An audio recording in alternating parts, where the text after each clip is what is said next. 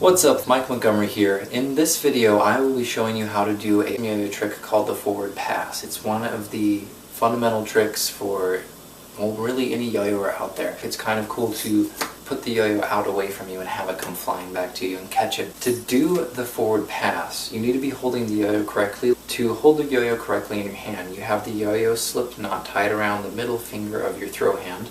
The string is coming up and over the top of the yo-yo so that when you throw the yo-yo out of your hand, it'll roll out of your hand. So to do this, you're going to be holding the yo-yo correctly like I've shown you.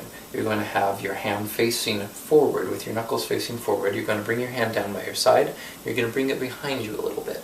Now you're going to swing your throw hand forward, and as you swing your throw hand forward, you're going to open your hand so that the yo-yo will swing out and in front of you. What you want the yo-yo to do is to go up in front of you about chest height. And as soon as the yo-yo is up at chest height, you're going to turn your throw hand over and you're going to give a slight tug to the yo-yo so that it'll bind up at the end of the string, which means that it grabs onto the string and it'll roll itself back up and it'll land in your hand. If you have your hand face up when you do this, the yo-yo tends to land in your hand quite nicely. If you try to catch it overhand, you run the risk of hitting yourself in the face. As you can see, that was very close to my face. This trick is pretty simple, straightforward. All you're going to be doing is swinging your arm forward so that the yo-yo will slide out of your hand, swing down the end of the string, bounce at the end, and come back to your hand.